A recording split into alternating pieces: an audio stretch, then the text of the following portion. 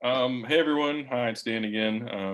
It feels weird that I only ever talk to you guys on video, but so today my speech is on the effects of COVID on Americans. How's everyone doing? How's everyone's pandemic treating you?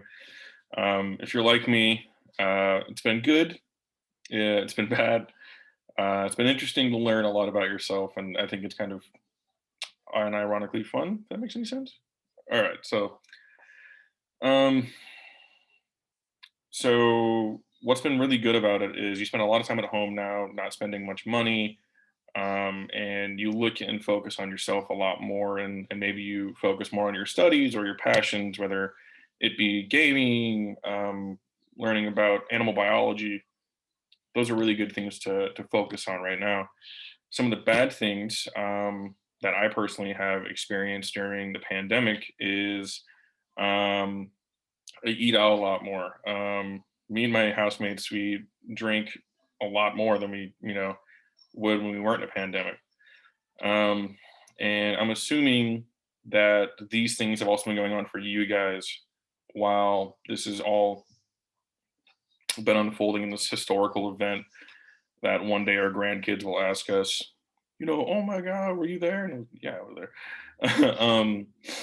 So most of you, I'm assuming, are like me. And one of the big things that's been happening to us also during this pandemic is our mental state has been in basically a frenzy, if you will.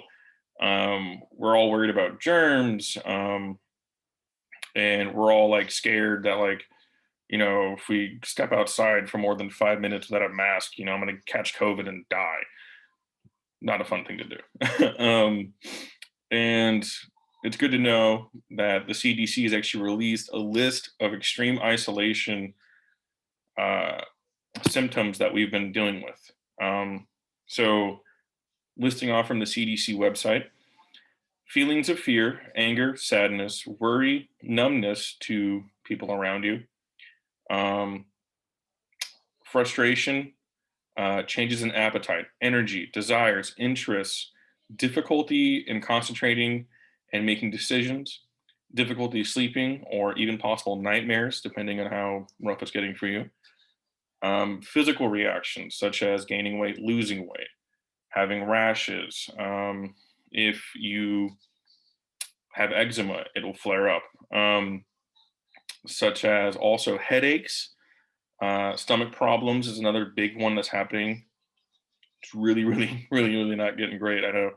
Um, and all those things worsening your physical body will also worsen your mental capacity, and that'll help you kind of fall into a trap of using tobacco and other substance abuses. Um, I have most of these, right? I mean, I have trouble sleeping. This morning, I went to bed at 8 a.m. Um, I really don't have a desire to go do much things anymore personally. I mean, I'm granted I'm relearning to go how to go fish again. And even my housemates themselves, we all talk about how we have like a lot of like fear and anger because we're stuck in the house all day. Um, Statistics show that Americans before the pandemic only had 6% of extreme anxiety. That number has now risen to 50%. The stress level in America was at a level was at 8%. Now it's all the way up to 81%. That's over 10 times the amount it was before. Not great. Um, Depression in America has always been a thing, but now it's risen from 14 to 48%. No surprise when we get stuck at home and all we have to do is play video games and order Uber Eats. Now, speaking of Uber Eats, brings me to my next point: how the pandemic has affected our economy. As much as I like to think that me ordering Uber Eats or buying Amazon packages has helped the economy in any way, it really hasn't. And I don't think any of ours have helped at all. Um, Reports by Stephen S. Fuller Institute say that the GDP has fallen by 5.4%, and the tourism in America has decreased by 75%, and that is detrimental to most cities such as Las Vegas, Reno, LA, sometimes New York. depending on who you're asking. Um, Not to mention the service industry, such as waiters and waitresses, 30% of all of them lost their jobs without even, no explanation other than, oh, we got a pandemic. So it's fair to say that the economy has taken a tank, and this pandemic on all of us has been a huge toll. And I find almost a bit of a solace and a comfort knowing that we're all doing it together.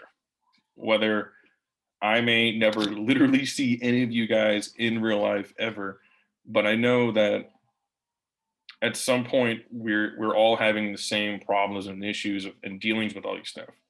It's also reassuring to know that right now we're on to phase two of vaccines, and we're actually almost to phase three, I believe, in April. Um, and it'll be really nice to know that that's happening. So everyone stay safe. I look forward to meeting you guys all on campus and hopefully getting to know you guys even more and more.